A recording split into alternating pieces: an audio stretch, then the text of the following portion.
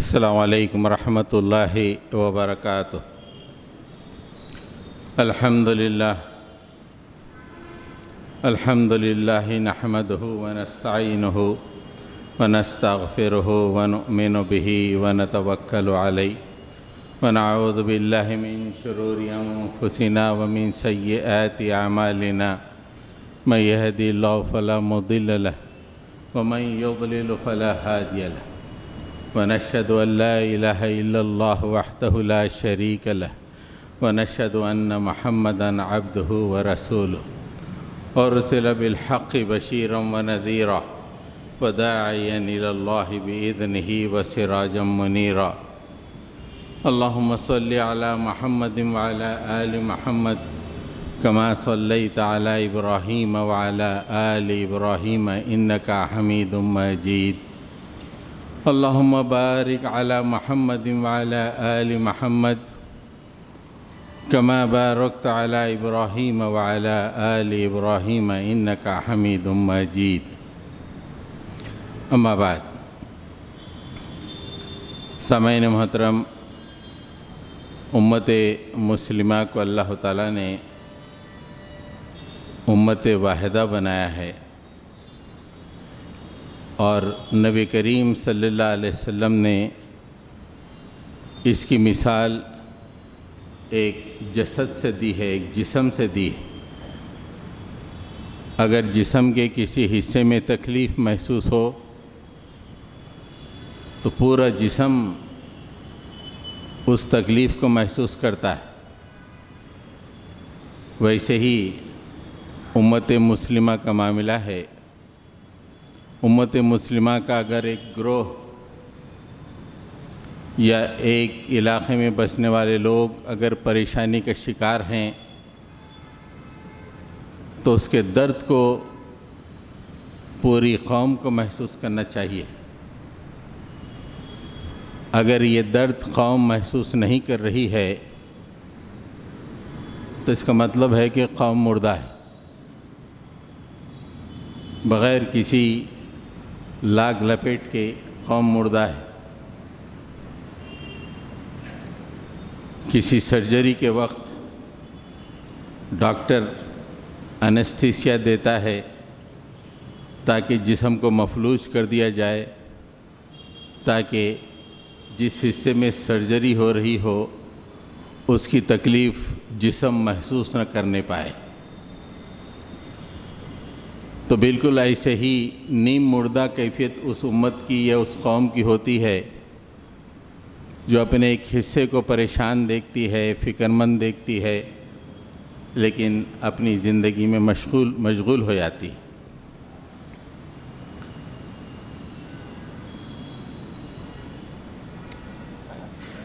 حیدرآباد کا ایک مشہور آرگنائزیشن ہے ہیلپنگ ہینڈ فاؤنڈیشن۔ اس فاؤنڈیشن کو، اس آرگنائزیشن کو میں تقریباً 25 سال سے جانتا ہوں،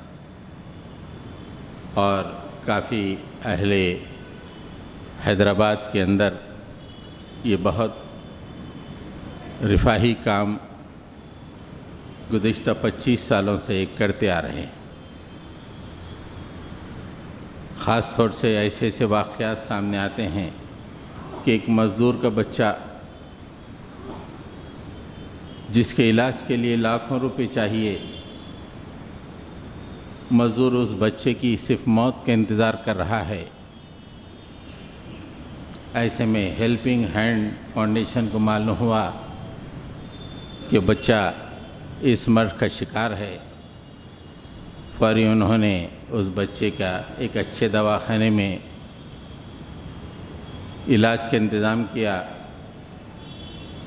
چند دنوں کے بعد بچہ صحت یاب ہو گیا۔ ایسے سینکڑوں واقعات ہیں۔ دل میں ایک درد لیے ہوئے ملت کی خدمت میں لگے ہوئے ہیں۔ اس کے جو اہم ترین فرد ہیں جناب مجتبیٰ حسن عسکری صاحب۔ یہ ہیلپنگ ہینڈ فاؤنڈیشن نے گزشتہ چند دنوں پہلے حیدرآباد کی ان بستیوں میں جہاں غربت غالب ہے، اگر جدید اصطلاح میں اگر ہم بیان کریں تو سلم بستی، غربت جہاں پہ غالب رہتی ہے، وہاں کا انہوں نے یا ان کی لیڈیز ونگ نے سروے کیا ہے، اور سروے کے جو نتائج آئے ہیں، ایک درد مند آدمی ان نتائج کو دیکھ کے خاموش بیٹھ نہیں سکتا، اس کی آنکھیں آب دیدہ ہو جاتی ہیں اور وہ سوچنے لگتا ہے کہ اس مسئلے کے حل کے لیے کچھ کرنا چاہیے۔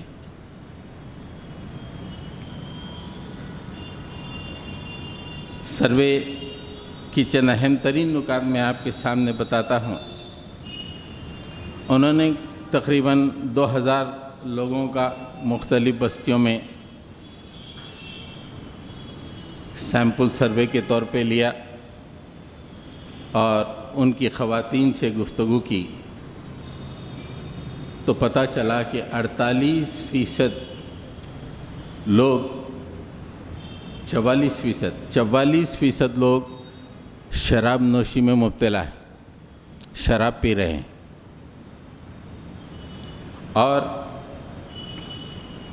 5% لوگ گانجا اور دوسرے منشیات کے شکار ہیں۔ یہ مسلمانوں کا حال ہے، اور شراب پینے کی وجہ سے وہ اپنے گھروں میں تشدد کرتے، مار پیٹ کرتے، تو 48% خواتین ایسی ہیں جن پہ تشدد ہوا ہے، اور 14% عورتیں ایسی ہیں جو بالکل اپنے شوہروں کو چھوڑ کے الگ رہ گئی، نہ شوہر طلاق دے رہا ہے، نہ کوئی معاملے کا حل ہو رہا ہے، اور باقی کے لوگ 25% لوگوں نے طلاق دی ہے، اور عورتیں مطلقہ بن کر بے یار و مددگار زندگی گزار رہی ہیں۔ اور جو لوگ الگ ہیں، اپنے گھرانوں پر بوجھ بن گئی ہیں، جو مطلقہ ہو گئی ہیں اپنے گھروں پہ بوجھ بن گئی ہیں۔ اور اس کے بعد یہ جو سلم بستیوں میں 61% مرد ایسے ہیں جو کوئی روزگار کماتے نہیں ہیں، صرف شراب پیتے ہیں، مست رہتے ہیں، کوئی حصول روزگار کا کام نہیں کرتے۔ باقی کے لوگ چھوٹے موٹے کوئی آٹو چلاتے ہیں، کوئی مزدوری کرتے ہیں۔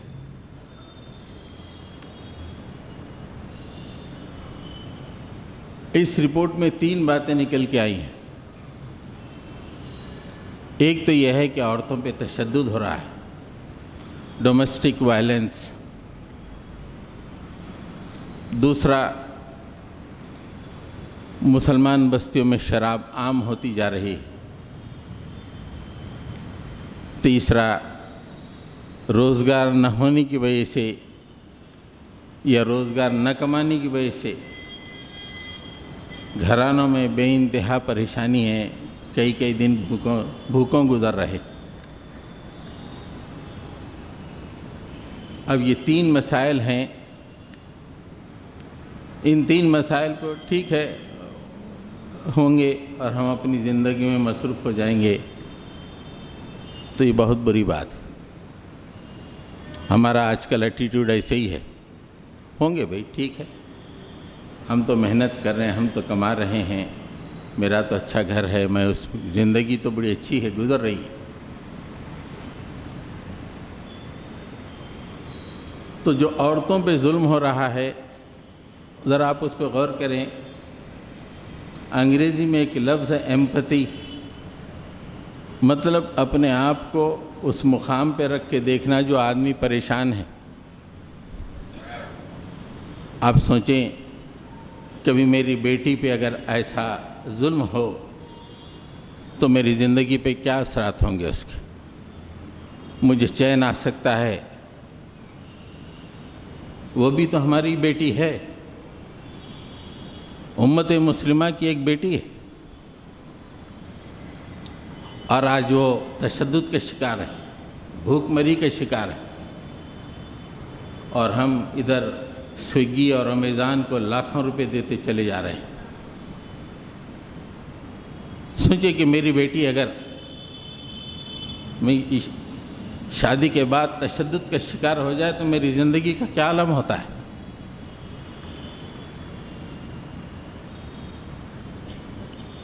درد دل کے لیے، درد دل کے واسطے پیدا کیا انسان کو، ورنہ طاعت کے لیے کچھ کم نہ تھے کرو بیاں۔ کرو بیاں یعنی فرشتے، اطاعت کرنے کے لیے فرشتے کافی تھے۔ انسان کو کیوں پیدا کیا؟ سینے میں دل دے کے پیدا کیا، پگھلنے کے لیے۔ مشکل دیکھ کر آدمی پگھلے، زندہ لاش کی طرح زمین پہ چلتے نہ پھرے، اپنی کمائی کو صرف اپنے ہی اوپر خرچ کرے اور دوسروں کی طرف نہ دیکھے۔ ایسی زندہ لاشوں کی معاشرے کو ضرورت نہیں ہے۔ آج ہم زندہ لاشوں کی طرح ہیں، ہم اپنے اپنے گھروں کو سجا رہے ہیں، اپنے اپنے بچوں کی شادیوں میں اموال کو خرچ کر رہے ہیں، اور ملت اسلامیہ کا ایک حصہ خون رس رہا ہے، ہماری توجہ نہیں۔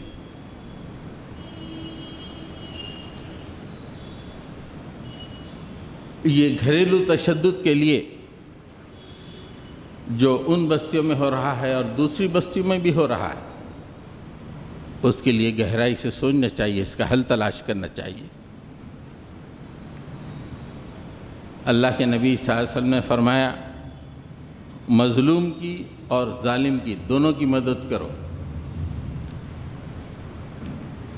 صحابہ کرام نے کہا کہ اللہ کے رسول صلی اللہ علیہ وسلم، مظلوم کی مدد تو سمجھ میں آتا ہے، ظالم کی مدد کیسے ہوتی ہے؟ اللہ کے نبی صلی اللہ علیہ وسلم نے فرمایا کہ ظالم کو ظلم سے روکو، یہ اس کی مدد ہے۔ ظالم کو ظلم سے روکنا چاہیے۔ ایک اچھی مثال ہم کو سیرت میں ملتی ہے۔ اللہ کے نبی صلی اللہ علیہ وسلم کی بعثت سے پہلے آپ جوان تھے، ایک تاجر مکہ آیا، قریبی قبیلے کا، بنو زہرہ کا، اور کوئی چیز فروخت کیا قریش کے کسی سردار کو، عاص بن وائل جس کا نام تھا۔ اس نے سامان لیا اور اس کی رقم ادا نہیں کی۔ وہ بار بار مطالبہ کیا، اس نے کہا کہ نہیں دوں گا۔ وہ اپنے دوست قبائل کے پاس گیا، ہر ایک سے مطالبہ کیا کہ اس نے مجھ پہ ظلم کیا ہے، میرا سامان لیا ہے اور مجھے اس کی اجرت نہیں دی ہے، کسی نے مدد نہیں کی۔ آخر میں ایک پہاڑ پر جبل ابو ابیس پہ چڑھ کر ایک مرثیہ پڑا۔ حضرت عبد المطلب کے بیٹے اس مرثیے کو سنے بے چین ہو گئے۔ اس زمانے میں دیکھیے آپ، ہر طرف کفر کا دور دورہ تھا کہ ایک آدمی درد بھری داستان پہاڑ پہ ٹھہر کے سنا رہا ہے، حالت کفر میں ہے لیکن دل پگھل گیا۔ کئی لوگوں کو انہوں نے جمع کیا، عبداللہ بن جدعان کے مقام پر۔ اللہ کے نبی صلی اللہ علیہ وسلم اس مجلس میں موجود تھے، اور اس میں یہ بات طے ہوئی کہ ہم اب سے اس بات کو برداشت نہیں کریں گے کہ مکے میں کسی کا بھی، مکے والے کا، جو باہر سے جو مکہ آتا ہے اس پر کسی پر ظلم نہیں ہوگا۔ We will ensure کہ مکے میں اب سے کسی پہ ظلم نہیں ہوگا۔ اس واقعے کو اہل سیر نے حلف الفضول کا واقعہ لکھا ہے، اور اللہ کے نبی صلی اللہ علیہ وسلم فرماتے ہیں کہ وہ جو معاہدہ ہوا مجھے 100 سرخ اونٹ سے زیادہ پیارا ہے، اچھا ہے۔ اور جب کہ اسلام غالب آ چکا تھا، اللہ کے نبی نے فرمایا کہ اگر آج کے دور میں بھی کوئی اس طرح کے معاہدے کے لیے کہتا ہے تو میں اس کے لیے تیار ہوں۔ بستیوں میں کچھ لوگوں کو کھڑے ہو جانا چاہیے، بستی میں جو موجود ظلم ہے اس کے خلاف، وہ عورتوں پہ ہو یا مرد پہ ہو، کھڑے ہو کر مشترکہ طور پر کوشش کرنی چاہیے۔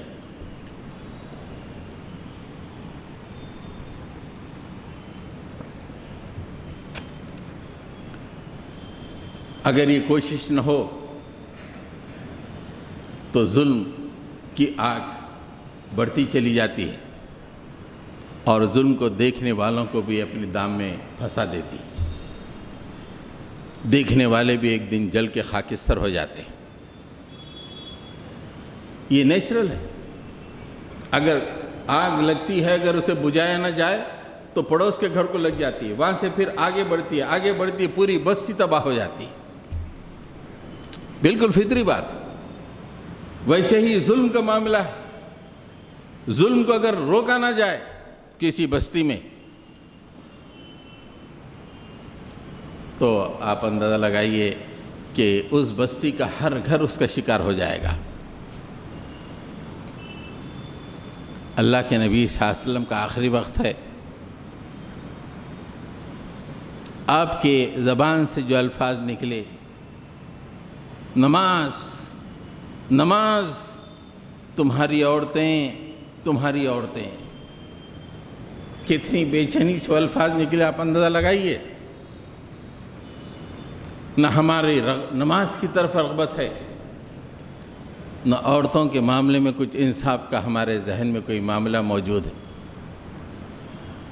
اللہ کے نبی کی وصیت کے لوگوں نماز پڑھو، آخری وقت ہے، نماز۔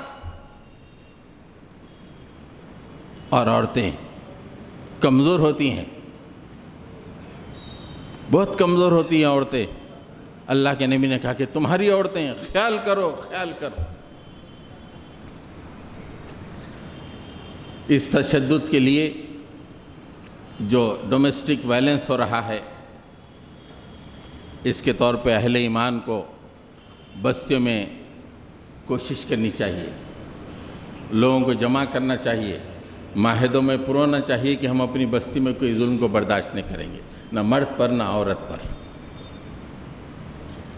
کسی پہ بھی ظلم ہو تو اس کمیٹی پر، مسجد بیسڈ ہو یا کسی اور جگہ پہ ہو، وہاں پہ پہنچ کر وہ اپنی فریاد کو پیش کرے اور اپنی فریاد کا جواب حاصل کرے۔ بستی میں لوگ اگر ایک ہو جائیں، مجتمع ہو جائیں، ایک اجتماعیت کا ثبوت دیں، ظالم پنپ نہیں سکتا۔ آج کیوں ہم پورے خاموش دیکھ رہے ہیں، مزے لے رہے ہیں اور دیکھ رہے ہیں، کچھ لوگ افسوس کر رہے ہیں، اپنی زندگی میں مصروف ہو رہے ہیں، ظالم کا ظلم بڑھتا چلا جا رہا ہے۔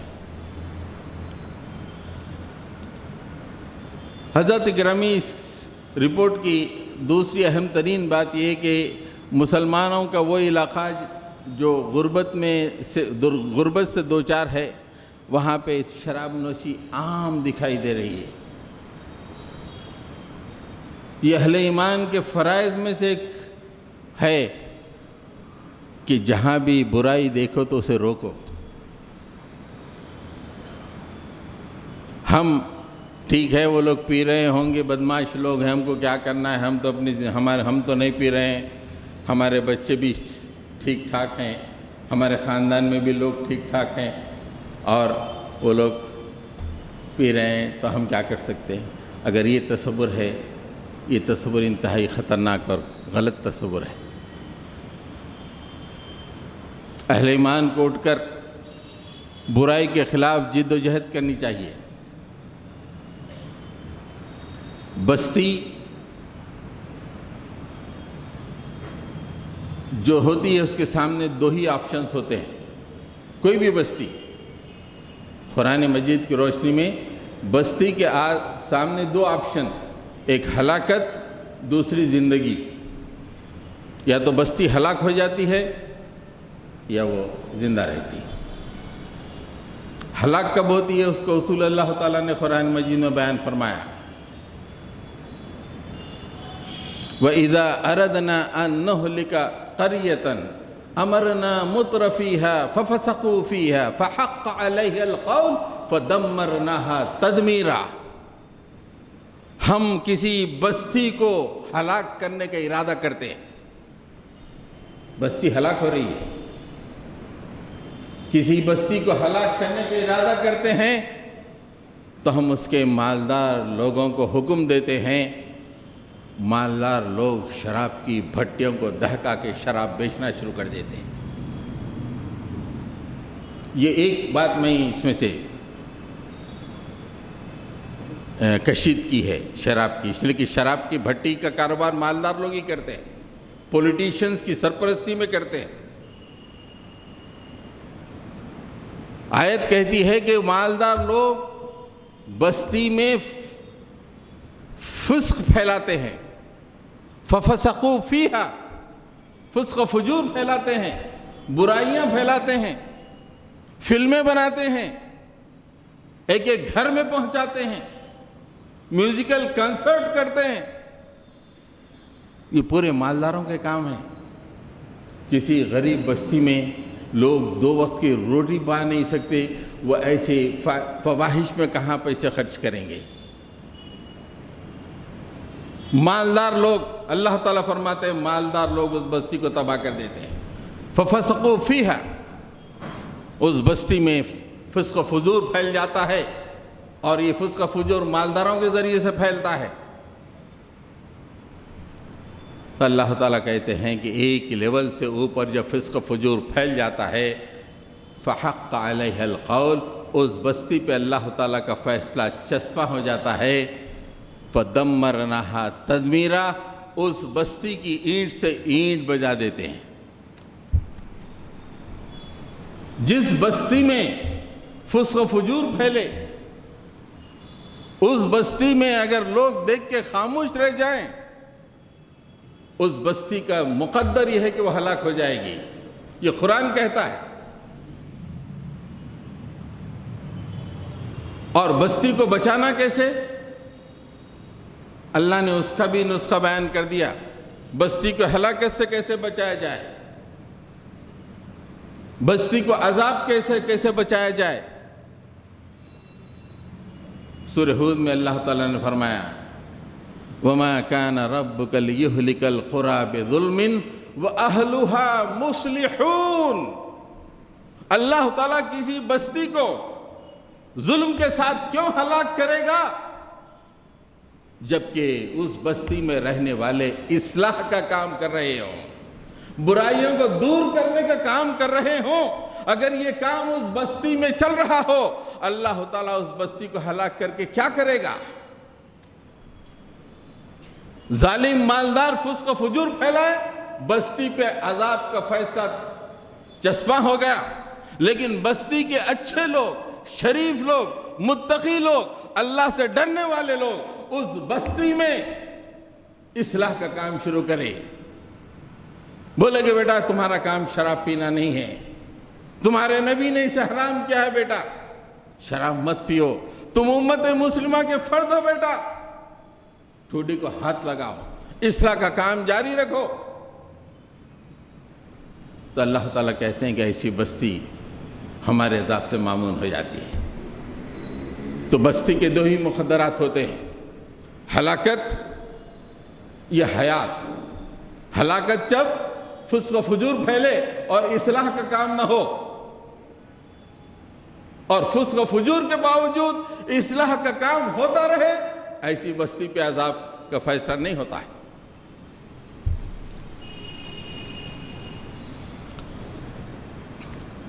اللہ تعالیٰ نے اس آیت سے پہلے پوری انسانیت کی تاریخ پیش کر دی ہے۔ اللہ تعالیٰ نے اس انداز میں پیش کیا کہ بھائی جب فسق و فجور پھیل رہا تھا تو تھوڑے لوگ اس کو روکنے کے لیے کیوں تیار نہیں ہوئے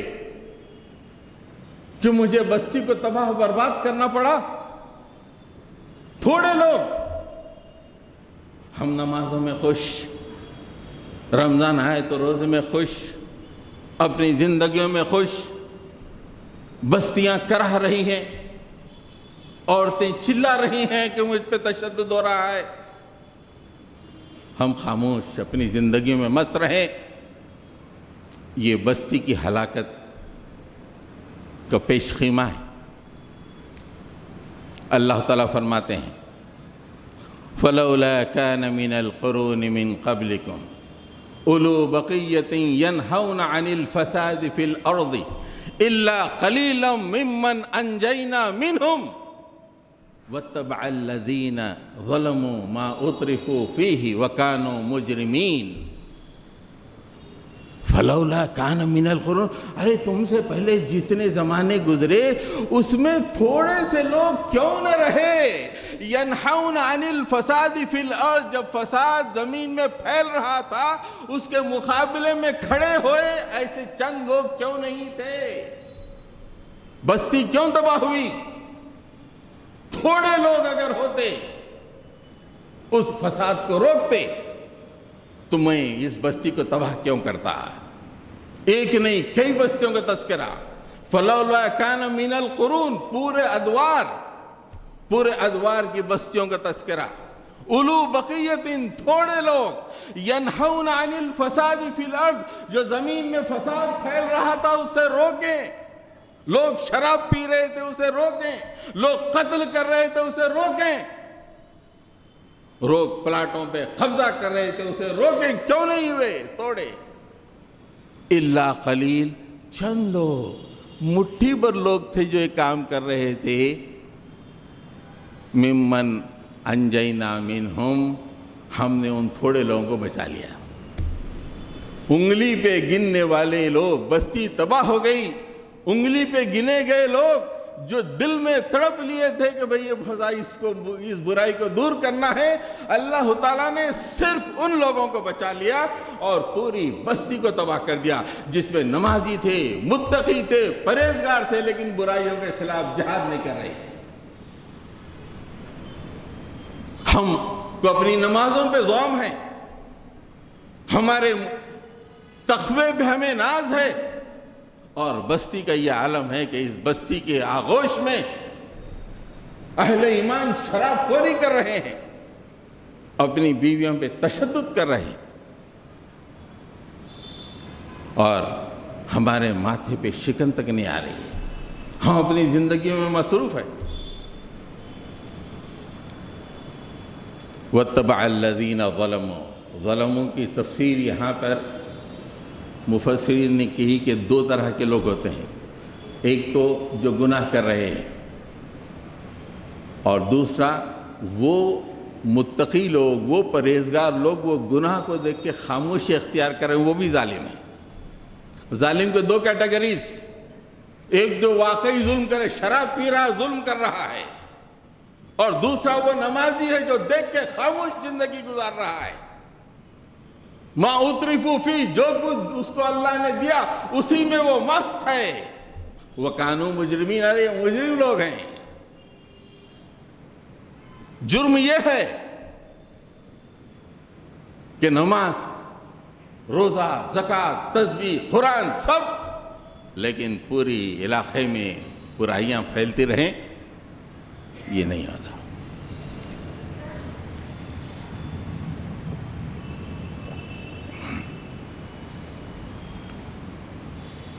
تو حضرات گرامی، اس سے پتہ چلتا ہے کہ بستیوں کو بچانے کے لیے اصلاح کا کام ضروری ہے. اگر بہت سارے لوگ نے اگر تھوڑے بھی ہے تو وہ تھوڑے بچا لیے جاتے، بستی تباہ ہو جاتی. اور برائی کو نہ روکنے والے ظالم ہیں. ایک اور بہت ہی اچھا واقعہ اللہ تعالیٰ نے قرآن مجید میں بیان کیا ہے. یہ باتیں ہمارے ذہن میں نہیں آتی. آپ کو بتاؤں، دو مسلم علاقے آج بے انتہا تباہی کے شکار پہ تباہ ہو چکے ہیں. آپ لوگوں تک اس کی نیوز آئی ہوگی، یہ گزشتہ 2-3 دن پہلے کی بات. ایک زلزلہ آیا مراکش میں، موراکو میں، اور لیبیا جس کا ایک شہر ڈرنا، 1/4 آبادی صبح اٹھے تو غائب ہے، صفحہ ہستی سے مٹ چکی ہے 1/4 آبادی. 1/4 of a city. Can you imagine? اتنی بارش ہوئی رات میں، اس بارش سے قریب میں ایک بند تھا، بند ٹوٹ گیا، پوری بستی تباہ. صبح ہونے تک 10,000 آدمی رات میں سوئے تھے، صبح لاشیں مل گئی. یہ لیبیا مسلم ملک. اور مراکش کا وہ کلپ بار بار میرے ذہن میں گھوم رہا ہے. اور آج کل کیمرے آ گئے ہیں، اور کیمرے جب آن ہوتے ہیں تو ایک مسجد کا مینار 1 منٹ تک ایسا ہلتا رہا، زلزلے کی وجہ سے ایسا ہلتا رہا زور سے، جیسے کسی نے ہلا رہا، ڈنڈے کو جیسے ہلاتے ہیں ویسے ہل رہا ہے.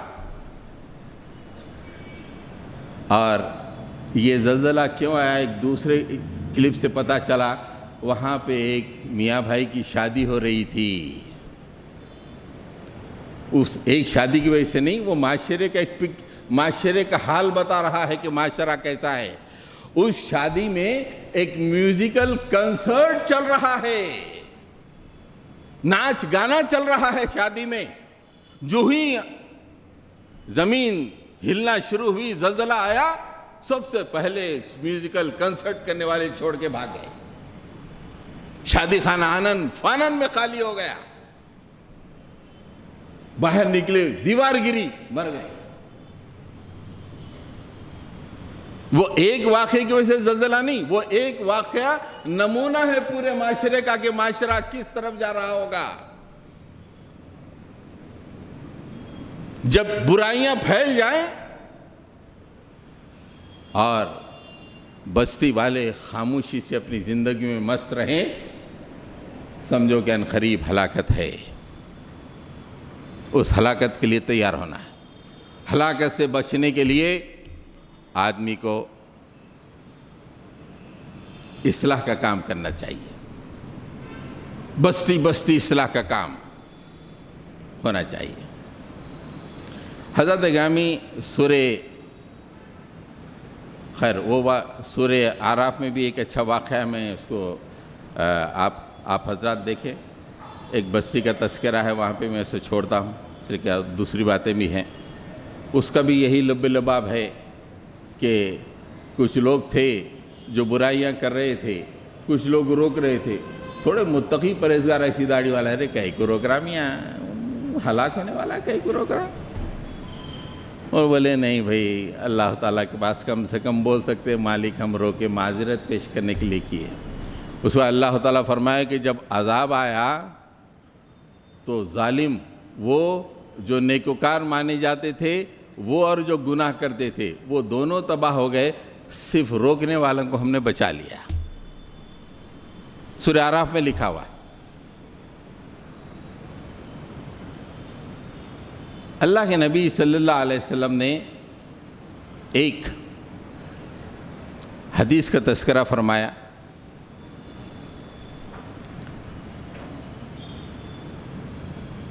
حضرت جبرائیل علیہ السلام کا اللہ تعالیٰ نے ایک بستی کو تباہ کرنے کے لیے بولا کہ جاؤ اس بستی کو تباہ کر دو،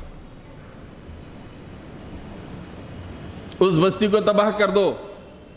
حضرت جبرائیل نے دیکھا کہ اس بستی میں ایک ایسا شخص ہے جو کئی سالوں سے ایک لمحے کے لیے بھی اپنی توجہ اللہ سے نہیں ہٹایا، ذکر میں مشغول رہا، تلاوت میں مشغول رہا، نمازوں میں مشغول رہا، ایک لمحے کے لیے بھی اپنی توجہ اللہ سے نہیں ہٹایا. حضرت جبرائیل نے کہا اللہ، اس بستی میں تو ایک ایسا شخص ہے جو ایک لمحے کے لیے بھی ذکر سے غافل نہ رہا، مالک اس بستی کو آپ نے تباہ کرنے کا حکم دیا ہے. اللہ تعالیٰ نے کہا کہ جبرائیل اسی بندے پہ اس بستی کو الٹ دو، اس لیے کہ بستی میں برائیاں پھیلتی رہیں اور یہ ظالم کے ماتھے پہ شکن تک نہیں آئے، اس کے چہرے کا رنگ بھی متغیر نہیں ہوا. اس نے ان برائیوں کو روکنے کی کوشش نہیں کی، بس مناجات میں، نمازوں میں، ذکر میں مشغول رہا۔ پوری بستی میں برائیاں پھیلتی رہیں، یہ اکیلا عبادت کرتا رہا۔ جبرائیل اسی پہ الٹ دو۔ حضرات گرامی،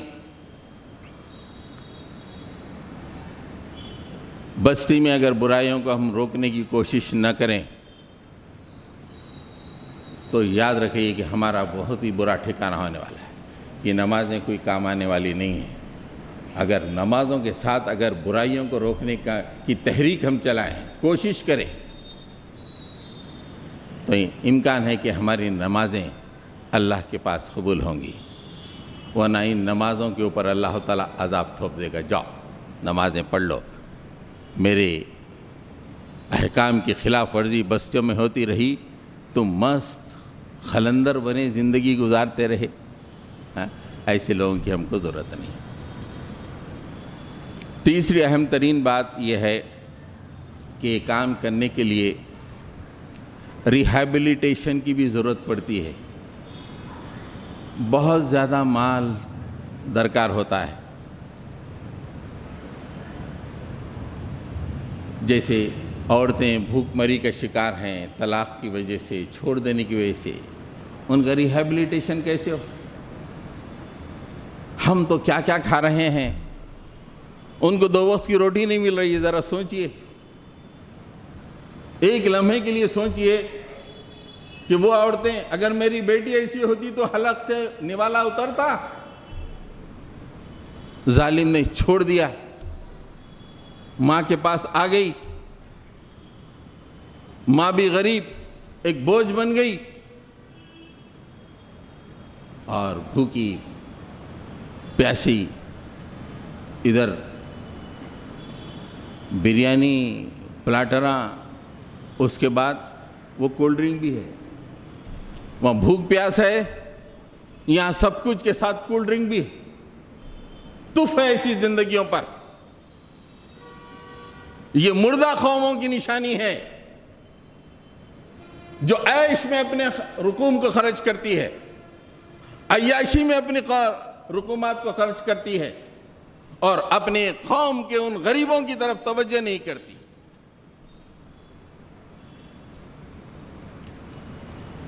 دیکھیے، مال خرچ کرنے کے سلسلے میں بھی اللہ تعالیٰ نے 2 باتیں فرمائی۔ مال خرچ کرتے رہو، خوشحالی رہے گی۔ مال خرچ نہ کرو تو تمہیں افلاس گھیر لے گا۔ خرچ کرو اللہ کے راستے میں، خوشحالی جاری رہے گی۔ ہم الٹا ہی سمجھتے ہیں، بینک بیلنس جب جیسا رہا خوشحالی رہے گی۔ نہیں، اللہ کا جو قانون کائنات میں چلتا ہے، غریبوں پر، لوگوں پہ پیسے خرچ کرو تو تمہارے پیسے بڑھیں گے۔ اگر تم خرچ نہ کرو گے تو افلاس تمہیں گھیر لے گا، مصیبتوں میں تم آ جاؤ گے۔ یہ قانون بھی سمجھنے کی ضرورت ہے۔ جیسے بستیوں کی بقا اور اس کی خوشحالی کا تعلق اصلاح سے ہے، ویسے ہی پیسے خرچ کرنے کا تعلق آدمی کی زندگی سے ہے۔ اللہ تعالیٰ نے فرمایا، من ذا الذی یقرض اللہ قرضا حسنا یضاعفہ لہ اضعافا کثیرا واللہ یقبض ویبسط والیہ ترجعون۔ من ذا الذی، کون ہے؟ ایک کلیرین کال اللہ تعالیٰ عرش سے دے رہے ہیں۔ کون ہے؟ ہو از ہی، جو اللہ کے راستے میں پیسے خرچ کرے، میرے غریب بندوں پر پیسے خرچ کرے، ان کی بھوک مٹانے کے لیے پیسے خرچ کرے۔ کون ہے؟ ہو از ہی۔ عرش سے ندا آ رہی ہے، من ذا الذی یقرض اللہ قرضا حسنا۔ اگر تم کسی غریب پہ کی بھوک مٹاؤ گے، یہ اس کی بھوک نہیں، یہ میرے ذمے تمہارا قرض ہے۔ کس بلندی پہ اللہ تعالیٰ نے اس بات کو پیش کیا۔ یہ جسٹ انویسٹ، کسی غریب پہ 100 روپے خرچ کرنا نہیں ہے، تم نے 100 روپے مجھے قرض دیا ہے۔ ہم اس یہ مشینری جو پیٹ میں ہے کھانے کو غلاظت میں تبدیل کر رہی ہے، اسی پہ بوجھ ڈال رہے ہیں اپنے پیسوں کے ذریعے سے۔ لیکن اللہ تعالیٰ کس حساب سے کہہ رہا ہے؟ من ذا الذی، کون ہے یقرض اللہ قرضا حسنا، اللہ کو قرض حسن دے۔ جب تم یہ کام کرو گے تو اللہ تعالیٰ کہتے ہیں فَيُضَاعِفَهُ لَهُ أَضْعَافًا كَثِيرًا، اللہ تعالیٰ اس کے مال کو بہت زیادہ بڑھا دے گا، اضعافاً کثیرہ، بہت زیادہ بڑھا دے گا، unimaginably, exponentially, logarithmically بڑھا دے گا، سوچ نہیں سکتے۔ اللہ تعالیٰ کسی کو تنگ حالی کا شکار کرتا ہے، کسی کو فراوانی عطا کرتا ہے، غریب ہو کہ امیر ہو، بہرحال تم کو اللہ ہی طرف لوٹنا ہے۔ کروڑ پتی آدمی، ریچسٹ مین آن دا ارتھ، وہی 6 گز ہرک کا کپڑا، وہی ایک پھٹیچر کئی دن بھوکے رہ کے مر گیا، وہی 6 گز ہرک کا کپڑا، وَإِلَيْهِ تُرْجَعُونَ، بہرحال تم کو میری طرف لوٹنا ہے۔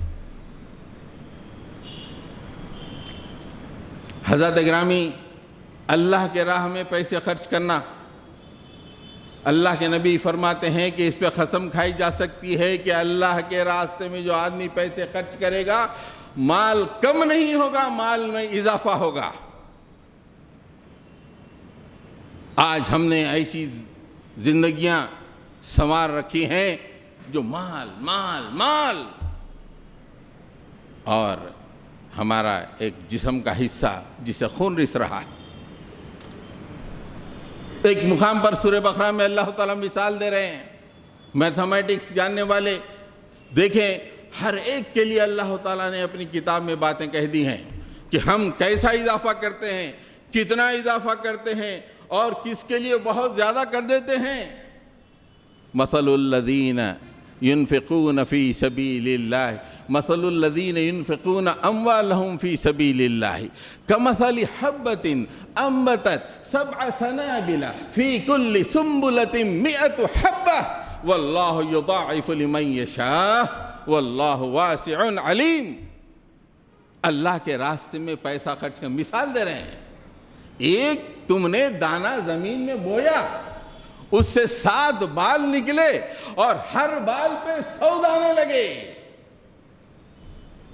نادانوں کیا سمجھتے ہو؟ ایک دانہ اللہ کتنا بڑا رہا ہے، ایک دانہ زمین میں بویا، اس سے پودا نکلا، 7 بال نکلے اور ہر بال پہ 100 دانے۔ Can you imagine? 1 روپیہ اگر آج اللہ کے راستے میں خرچ کر دیا، یہی طریقے میں جو اللہ نے بتایا ہے، وہ 700 کا مالک ہو گیا، ان قریب مالک ہو گیا۔ ایک اس کی اگلی آیت میں فرمایا کہ کیلکولیٹر ہٹا دو، بولے اللہ تعالیٰ۔ یہ تو ایک اصول ہم نے بیان کر دیا تم کو سمجھ آنے کے لیے، اس سے کہ تم وہ پودوں کو دیکھتے ہو، ایک دانے کے بعد بالیں نکلتی ہیں، وہ ایک ایک پہ 100 یہ اپنی آنکھوں سے دیکھتے ہو، سمجھانے کے لیے ہم نے بتا دیا۔ واللہ یضاعف لمن یشاء، اللہ تعالیٰ جس کے لیے چاہتا ہے، جتنا چاہتا ہے اضافہ کر دیتا ہے۔ تو ریہیبلیٹیشن جو غریبوں کا ہونا چاہیے، بھوک مروں کا ہونا چاہیے، اس طرف ہماری توجہ ہونی چاہیے۔ ہمارے اموال کا ایک حصہ ان پہ خرچ ہونا چاہیے۔ اگر کوئی آدمی 25,000 کما رہا ہے، 30,000 کما رہا ہے، وہ 30,000 میں سے اس کا کچھ حصہ غریبوں پہ خرچ نہ کرے، بہت ہی نالائق و نادان ہے، وہ بہت ہی نالائق و نادان۔ ان قریب کارپوریٹ ہاسپٹلز کو وہ رقومات دے دے گا، پریشانیاں اس کی زندگی کو گھیر لیں گی۔ ایک صاحب نے مجھ سے کہا کہ، اور دل میرا مچل گیا، اللہ کے راستے میں پیسے نہیں خرچ کرنے کا ایک نتیجہ یہ بھی ہوتا ہے کہ بچے بگڑ جاتے ہیں۔ بچہ بگڑ گیا، کیا روحانی تکلیف، بینک بیلنس ہزاروں لاکھوں میں ہے، بگڑا ہوا بچہ ہے، نہ ماں کا خیال کر رہا ہے، نہ باپ کا خیال کر رہا ہے، نہ کسی کام کا ہے۔ یہ کیسی زندگی؟ کیا ہم نے یہ اپنے آنکھوں سے نہیں دیکھا اپنے معاشرے میں؟ کتنے بچے ہیں جو اپنے والدین کے دل کے پھوڑے بنے ہوئے، لوگ کہتے ہیں میرا لخت جگر ہے، یہ میرا لخت جگر، میرا کلیجے کا ٹکڑا ہے۔ ارے نہیں، آج کی ماؤں نے ایسے بچوں کو جنا ہے جو دل کے پھوڑے بن گئے، دل کے پھوڑے، قوم پہ بوجھ بن گئے۔ وجہ کیا ہے؟ ہم اللہ کے راستے میں پیسے خرچ نہیں کر رہے ہیں، اپنی ہی خوشیاں، اپنی بچوں کی خوشیاں، سب کچھ۔ نتیجہ اللہ تعالیٰ بتا دے رہا ہے۔ حضرات گرامی، اللہ کے راستے میں پیسے خرچ نہ کرنے سے کیا ہوتا ہے، اس میں میں اپنی بات ختم کرتا ہوں۔ اس لیے کہ میں نے یہ کہا کہ اصلاح کا کام کریں، راحت حیات، نہ کریں ہلاکت، بستی ہی ہلاک ہو جاتی۔ کب لیبیا سے ڈرنا کا کیس آ گیا، ایک دن لیبیا والے بولیں گے ہندوستان سے حیدرآباد کا کیس آ گیا۔ کون سی بڑی بات ہے اللہ کے لیے؟ کیا ہم نے ویسے واقعات نہیں دیکھے یہاں پر؟ شادیوں میں بینڈ باجے، دلہا شادی خانے کے گیٹ سے اپنی مسند پہ پہنچنے کے لیے 1 گھنٹہ کر رہا ہے، ناچ گانا بینڈ باجا سب۔ یہی بات تو مراکش کے اس رات ہوا۔ یا اللہ تعالیٰ کے لیے کیا چیز ہے اس وقت روکنے کے لیے؟ کچھ لوگ درد مند دل رکھ کے کچھ کام کر رہے ہیں، اللہ تعالیٰ سوچ رہا ہے کہ روکا بھی کر۔ ہم تمام کو ان میں شامل ہونا چاہیے۔ حضرات گرامی، اللہ تعالیٰ نے ایک بستی کی مثال دی، بہت مال تھا اس کے پاس۔ ضرب اللہ مثلا قریۃ کانت آمنۃ مطمئنۃ یأتیہا رزقہا رغدا من کل مکان۔ ایک بستی کی مثال سناؤ انہیں۔ وہ بستی مکمل طور پہ امن تھی، پیسفل مقام تھا، اور ہر طرف سے مال اس کی طرف چلا آ رہا تھا۔ ہر طرف سے سعودی سے ریال آ رہے تھے، دبئی سے درہم آ رہے تھے، امریکہ سے ڈالر آ رہے تھے، یورپ سے یورو آ رہے تھے۔ بستی میں بس مال ہی مال، راحت ہی راحت ہے، ہر طرف سے مال۔ یاتیہا رزقہا رغدن، بہت زیادہ، تھوڑا بھی نہیں، بہت زیادہ۔ پورے بینک مینیجر مسلمانوں کے پیچھے لگے ہوئے، صاحب ذرا اکاؤنٹ کھلا، اکاؤنٹ کھلا، اکاؤنٹ کھلا۔ مسلم علاقے میں جتنے بینک ہے وہاں پہ جا کے دیکھیں مسلمانوں کے اکاؤنٹس، پورے بینک مینیجرز لگے ہوئے ہیں کہ پلیز ہمارے پاس آئیے، ہمارے پاس آئیے۔ میاں بھائی گئے۔ آج کے دور میں جبکہ ہر طرف ہیٹ کا ماحول چل رہا ہے، ایک اچھا مالدار مسلمان جب بینک میں جاتا ہے تو مینیجر کھڑا ہو جاتا ہے، صاحب آئیے۔ یہ ہمارا حال ہے، یہ ہماری بستی کا، ہر طرف سے مال آیا۔ یأتیہا رزقہا رغدن فکفرت بانعم اللہ، اس نے اللہ کی ناشکری کی، اپنے پیسوں کو اللہ کے راستے میں خرچ نہ کیا، شادیوں میں، سٹینڈرڈ آف لیونگ پہ، سب چیز پہ خرچ کیا، لیکن بستی کے آغوش میں بھوکے بچے بلبلاتے رہے، اس نے خرچ نہ کیا۔ فکفرت بانعم اللہ، اللہ کی نعمتوں پہ اس نے ناشکری کی۔ تو اللہ تعالیٰ نے فرمایا فَأَذَاقَهَا اللَّهُ لِبَاسَ الْجُوعِ وَالْخَوْفِ بِمَا كَانُوا يَصْنَعُونَ۔ اچانک اللہ تعالیٰ نے اس خوشحالی کو بھوک اور خوف میں تبدیل کر دیا۔ اب پوری بستی بھوک میں مری ہوئی ہے، اور ہر طرف خوف طاری ہے کہ پارلیمنٹ کا اسپیشل سیشن سے کیا ہونے والا ہے، NCC کا، UCC کا کیا ہونے والا ہے، یہ ہندو راشٹر کا کیا ہونے والا ہے، ہر طرف خوف ہے۔ فَأَذَاقَهَا اللَّهُ لِبَاسَ الْجُوعِ وَالْخَوْفِ، خوف اور بھوک اس بستی پہ مسلط ہو گئی۔ کیوں ہوئی؟ فَكَفَرَتْ بِأَنْعُمِ اللَّهِ، ہم نے سب کچھ دیا تھا لیکن نادانو تم نے ناشکری کی. بِمَا كَانُوا يَصْنَعُونَ، یہ تمہارے اپنے ہاتھوں کی کمائی ہے جو آج افلاس میں ہو. ایک واقعہ 1 منٹ میں، ہمارے ایک دوست تھے بہت پرانے، باہر گئے، لالم لال کیا شادیاں فلاں یہ وہ زبردست، پورے رشتہ دار جمع ہوتے تھے، آتے پورے مل کے نامپلی سے. جب یہاں ایئرپورٹ نہیں تھا، یہاں سے انٹرنیشنل ایئرپورٹ نہیں تھا، بامبے سے جانا پڑتا تھا، بامبے سے یہاں آنا پڑتا تھا، پورے اسٹیشن پہ آتے تھے 50-60 لوگ ریسیو کرنے کے لیے. یہ محل کا عالم تھا، کیا خرچ ہو رہے تھے. کچھ دن کے بعد انتہائی مایوس عالم میں دکھائی دیا. ارے میں بولا تمہارا تو یہ حال تھا یار، لالم لال تھے، کیا پریشان ہے.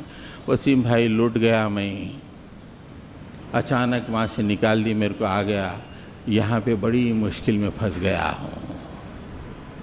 فَأَذَاقَهَا اللَّهُ لِبَاسَ الْجُوعِ وَالْخَوْفِ. یہ کسی کے ساتھ بھی ہو سکتا ہے. تو حضرات گرامی، یہ جو میں نے آپ کے سامنے سروے رکھا بڑا اہم سروے ہے. اس میں 3 باتیں ہیں. ہماری بہنوں کے خلاف تشدد ہو رہا ہے، اس کے لیے ہم کو جو ہے بستے واری سطح پہ کچھ کوشش کرنی چاہیے. اور جو ہمارے مسلم بچے لوگ جو ہے شراب پینے کے اس کے شکار ہیں، شراب پینے سے روکنے کے لیے کوشش کرنی چاہیے. اور ریہیبلیٹیشن جیسا بھی ہے، جیسے دینی طور پہ روحانی طور پہ ان کو جو ہے نصیحت کریں. پھر آج کل میڈیکل ڈی انٹاکسیفیکیشن کے طریقے بھی ہیں، اس کا بھی استعمال کر سکتے ہیں، اس کے لیے بھی پیسے چاہیے. پھر تیسرے اپنے اموال کو ان غریبوں پہ خرچ کرنا چاہیے. اگر یہ کام کریں گے تو دنیا میں بھی ہماری سرخروئی ہوگی، آخرت میں بھی اللہ تعالیٰ جو ہے ہم کو پسند کرے گا. میں چاہتا ہوں کہ آپ حضرات ہیلپنگ ہینڈ سے ربط کریں کہ وہ اس معاملے میں کیا پروگرام کر رہے ہیں، اور میں بھی ان سے ربط میں رہوں گا تاکہ یہ جو معاملہ سامنے آیا ہے اس کو کس طرح قابو پایا جا سکے، اس کے لیے ہم کوشش کریں. اللہ تعالیٰ سے دعا ہے کہ اللہ تعالیٰ ہم پر رحم فرمائے، مسلمانوں پر رحم فرمائے، مسلمانوں کے حالات کو درست فرمائے. رب اغفر وارحم وانت خیر الراحمین. صلی اللہ تعالیٰ علی محمد وعلی آلہ واصحابہ اجمعین برحمتک یا ارحم الراحمین والحمد للہ رب العالمین.